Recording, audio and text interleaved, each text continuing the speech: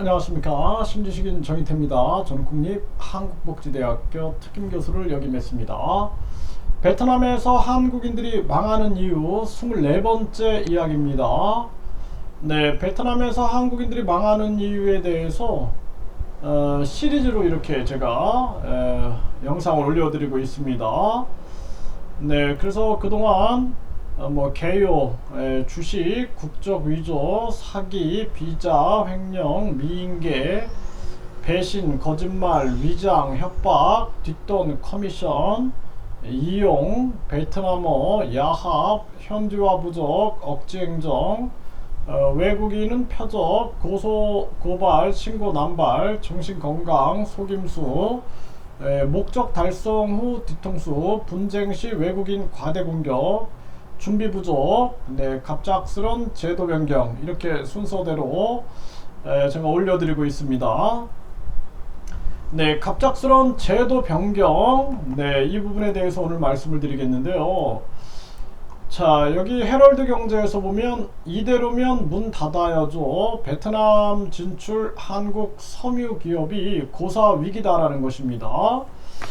그래서 지금 섬유기업, 중소중견 섬유기업이 천여 개가 된다는 거예요. 천여 개. 네, 천여 개가 되는데 말을 잇지 못하고 있다라는 것입니다. 너무 이제 억울한 거죠. 네, 그러면 이대로면 사업 다 망한다라는 것입니다. 네, 그래서 코로나19 여파를 가까스로 견뎠는데 지금 베트남이 갑자기 내국 수출입 제도 변경을 추진하고 있다라는 거예요. 그래서 베트남의 외국인 투자 우대 정책으로 국내 섬유 기업들이 대거 베트남을 택한 유인책이었다라는 거죠. 그래서 이런 유인책 때문에 베트남에 천여 개가 지금 이렇게 투자해서 들어왔는데, 그런데 돌연 제도를 변경해 가지고 피해가 속출하고 있다라는 것입니다. 이제는 버틸 수 없는 위기감까지 팽배하다라는 거예요. 이게 참 심각한 그러한 상황입니다. 그래서 국내 섬유기업의 진출 투자 활발했던 이유로는 내국 수출입 제도다라는 거예요. 내국 수출입 제도는 수출품 제작 과정에서 베트남 내 기업 간 거래도 내수가 아닌 수출입으로 인정해 주는 제도다라는 것입니다. 네, 그래서 의류를 제작할 때 베트남 내 원부자재 업체와 봉제 업체 간 물품을 거래하면 이 역시 수출입 거래로 인정을 해가지고 동일하게 면세 혜택을 줬는데 이제는 그걸 안 준다라는 거죠. 그러니까 결국에는 기업들이 생산할 때 이제 비용이 올라가게 되고 수출 경쟁력이 떨어지게 되는 거죠. 이런 일들이 터지는 거예요. 이거 이렇게 기껏 이거 다 이렇게 투자했는데 이거 어떡합니까? 제가 아는 분도 한복을 제작하시더라고요. 한복. 공장을 아주 크게 투자를 하셔가지고 한복을 제작해가지고 이렇게 역할들을 하고 계시고, 또 어떤 분들 보면은 이 의상 영화 찍을 때 입는 그 의상을 제작하는 거, 이런 거를 전개하시는데 이런 게 다 이제 어려움을 겪게 되는 거예요. 천여 개 기업들이 고사 위기에 놓였다라는 것입니다. 그래서 중국도 마찬가지고 이 베트남도 마찬가지고 위험성이 있는 거예요. 위험성. 처음에는 투자하면은 좋다 이렇게 유인하지만 나중에 돌변해 버릴 수가 있는 거죠. 이게 사적으로도 이런 일들이 굉장히 많이 벌어집니다. 제가 과거에 베트남에 출장을 간다든지 여행을 간다든지 또는 제가 특강을 간다든지 그러면은 사람들이 뭐 공항에 꽃다발을 들고 나와 있어요. 그런데 이제 막상 제가 법인을 만들어 가지고 거기다가 법인을 만들어서 딱 하는 순간 벌써 이제 고난이 시작됩니다. 뭐 직원들의 횡령부터 해가지고 믿었던 사람들의 갖은 배신부터 해가지고 엄청난 일들이 벌어지고 갑자기 연락을 끊고 사라져버려요. 직원들도 갑자기 연락을 끊고 사라져버리고, 그러니까 이건 뭐 도저히 안 되는 거죠. 기껏 투자했는데 이것도 지금 보십시오. 얼마나 많은 투자를 했는데 이 사람들 이거 어떻게 합니까 이거.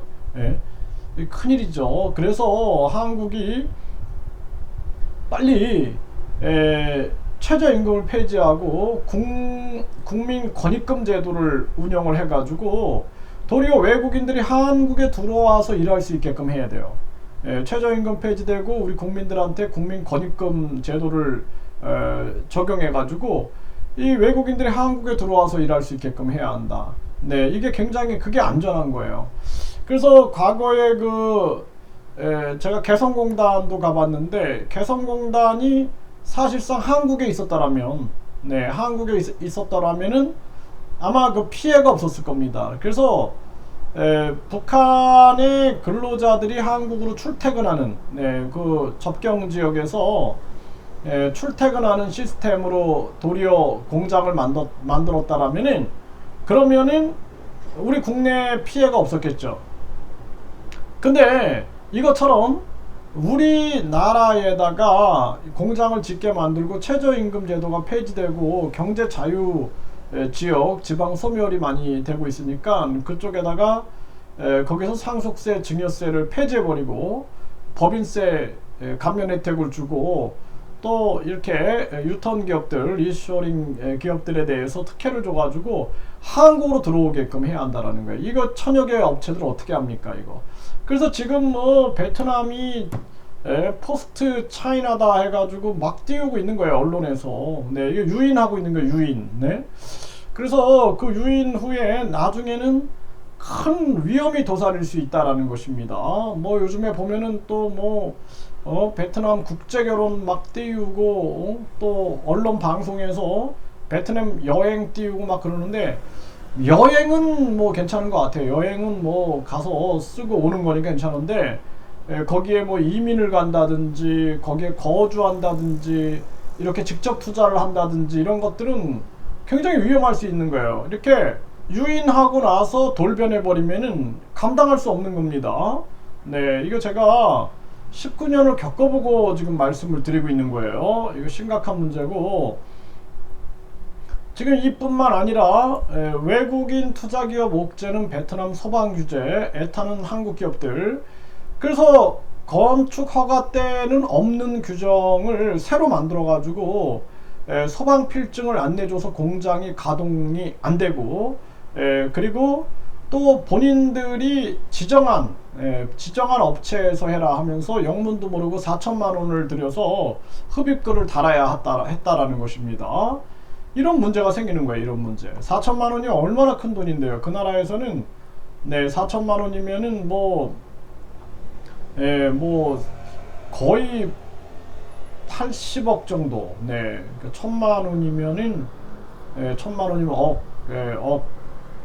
거의 억동이죠. 억동. 네. 1,000만 원이면은 2억 동. 2억 동이니까 4천만 원이면은 네. 거의 뭐 16억 동 정도가 되는 건데 엄청난 8억 동 정도군요. 네, 8억 동 정도인데 얼마나 큰 돈입니까? 이거 굉장한 돈인데 이러한 돈이 이게 굉장히 어려운 문제입니다. 이렇게 해서 결국에는 유인했는데 이런 문제가 생겨버리는 거예요. 근데 이렇게 되면은 굉장히 심각하겠죠. 네, 그래서 이거 참 가슴 아픕니다. 이런 소식을 들어보면은. 네, 그래서 이 전염병 때도 백신 검사 비용을 요구해가지고 베트남이 한국 기업들이 고충을 호소했다라는 거예요. 이 검사 비용을 한국 기업에 요구를 한 거죠. 이런 일들. 네, 이 툭하면 정전돼가지고 공장이 멈추고 있는 베트남. 한국 기업들은 예고라도 해달라는 거예요. 예고라도 해달라. 네, 사전 통지 없는 탓에 더 큰 손실이 일어나고 있다라는 것입니다. 그러니까 이런 게 배려하는 게 없어요.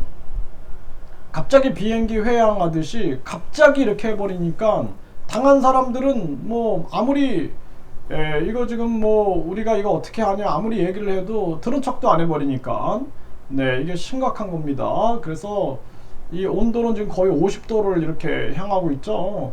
네, 이게 참 어려운 문제다. 네, 이 베트남 또 오토바이 금지령, 하노이에서 오토바이 금지령을 내려가지고 이게 서민들은 살 수가 없습니다. 이거 서민들을 이거 다 오토바이 이용하는데 살 수가 없어요. 이게 이제 공산주의 사회주의에 한번 그냥 지시하면 모든 걸 따라야 하는 그러한 상황이 되는 건데, 베트남 금삼 인상이 베트남 수출을 날개 단다는 이런 거는 괜찮은 것 같아요. 근데 이제 대신 돈을 미리 받아야겠죠. 그래서 우리가 수출을 하는데 그 돈을 미리 받는.